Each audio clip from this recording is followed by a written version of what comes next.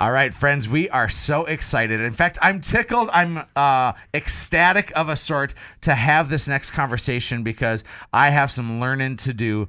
We have a wonderful guest from Sanford in with us, Mr. Jeff Haas. And Jeff, you and I have a history that you refreshed me on. Give me a background on that. Oh, absolutely, Eric. I remember being a parent in the stands at North High Volleyball, watching you and the volleyball players, girls volleyball, just have the time of their life. So this is really a good time for me to catch up with you. Yeah, no doubt. And so I was a volleyball manager in high school, hanging out with girls in spandex. And I love volleyball, so it was a win-win for me.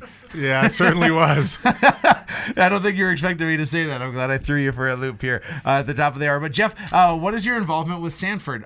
Because it plays a huge factor in the community.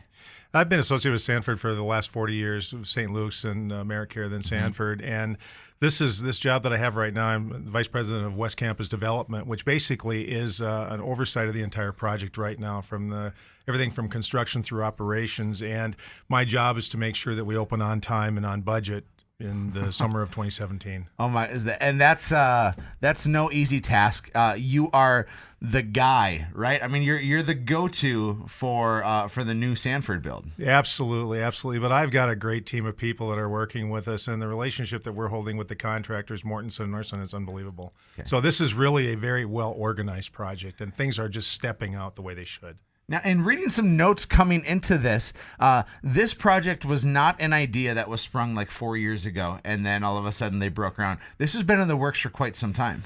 This has been in the planning stages for in the early 2000s. Our initial ideas for this probably started in 2007, 2008, 2010, 2011 is when we really put our teeth into it and started planning. And then we wound up breaking ground in September of 2012. And so the project has got a lot of years behind it and a ton of research. So where's the project been? Because I'd imagine the initial thoughts in the early 2000s to what it actually looks like now are pretty different. You know, it's surprising. Actually, the way that the building looks is really traditional. It's modeled after collegiate Gothic architecture, which if you look at this from an industry standpoint, that architectural style has surpassed many, many, many, many years. It's the style of a lot of universities, a style of a lot of lifelong icons, if you will, that represent various things. And so that's why we really stayed with that rather than going to a neo-metropolitan contemporary kind of structure. Sure. And the idea of the aesthetics of the building have certainly held a classic look to it. Absolutely they have, but the thing that's really nice about this, while the exterior is classic, the interior is very up-to-date, state-of-the-art, will allow us to really conduct business there for 100 years or more. Wow. Well, again, those of you just tuning in, we have Jeff Haas from Sanford. He is the Vice President of Western Campus Development. Did I get that right?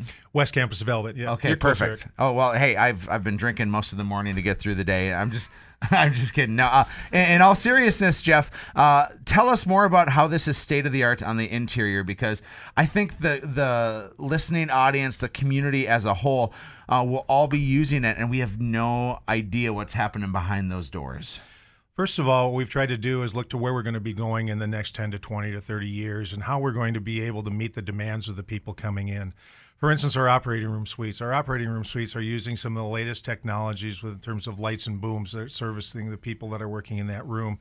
We're going to expand a lot of our facilities. It's unusual. Sanford, over the last 3 or 4 years, which may be unlike other areas of the United States, has been experiencing tremendous growth. And a lot of that growth is based upon, one, the type and the complexity and the sophistication of services that we're offering that may not be offered just because you need the volume of patients in order to support those services. Right. Technologies that go into the development of angiography rooms, things that we'll be doing in various initiatives that we're working on, whether it be Imaginetics or the whole pharmacogenetics component, matching drugs to the individual.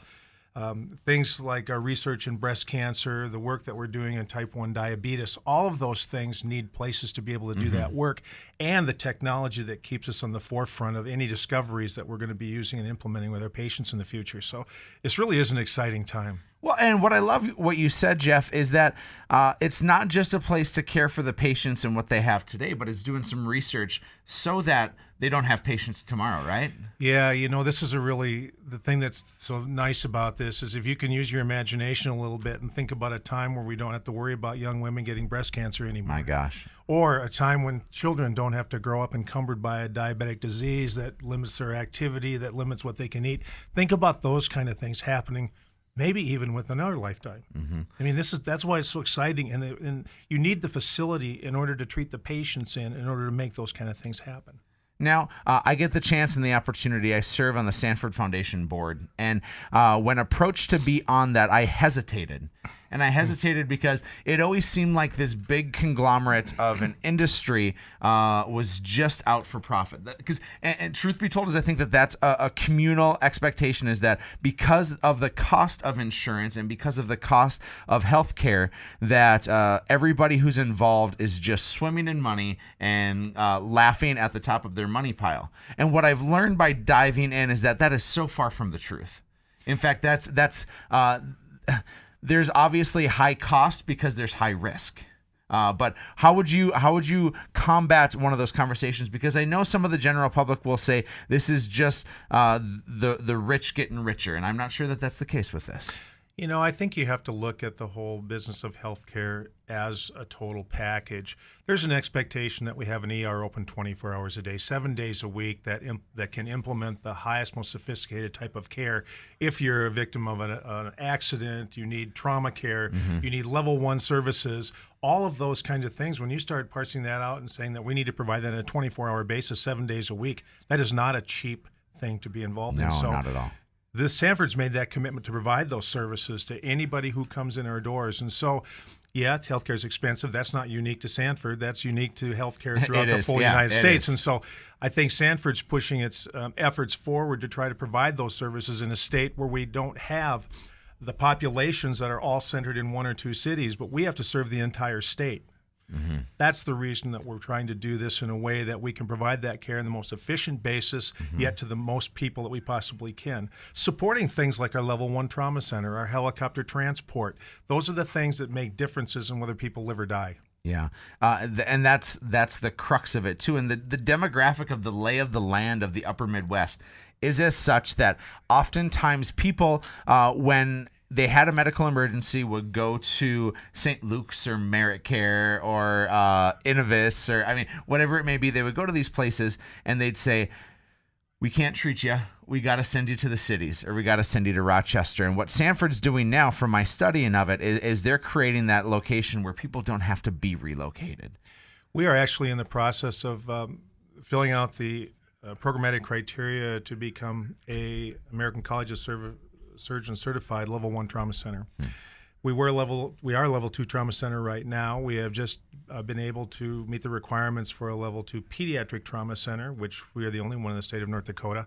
And when we submit our final paperwork for the Level 1 Trauma Center, we'll be the only Level 1 Trauma Center in the state of North Dakota. And the thing that differentiates you from all of the other centers is that, one, you get the volume of patients to keep you at the top of your skill set. You draw those patients in, you conduct research, you publish papers. Those are the things that really differentiate a Level 1 trauma service from what is available throughout our state. And our state has a really good trauma network. And we're trying to provide a service that fills the gaps when you used to be sending people to the Minneapolises or the Seattles or the Ohios or those kind of places. We're trying to fill those gaps so we can keep people from the state of North Dakota at home. And I can't tell you how much that means. When I was in high school, my mom got diagnosed with cancer, and for 5 years she fought it, lost her battle at the age of 21, and in fact, she was an employee of Medicare in St. Luke's, right? And so had this investment. I don't know how that would have been if we had to be in Rochester the whole time. I think that it would have separated our family. I think it would have done some serious hardship. And what Sanford's doing, I can't say thank you enough, because we want to talk about the economic impact here in the break.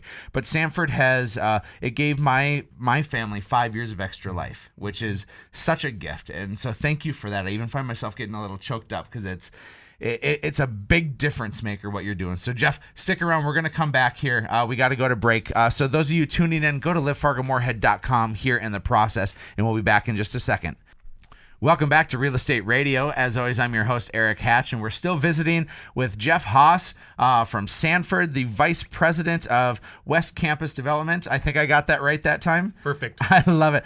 Jeff, I want to talk about the economic impact of this mega structure that's being built. Not just the construction of it, but even more so, how many people are being hired to actually fill this place? Because I know if you hire one physician, you got to hire nurses, you got to hire admin staff, you got to hire custodial, you got to hire everybody on the food chain for one physician. And there's a lot coming in, Jeff.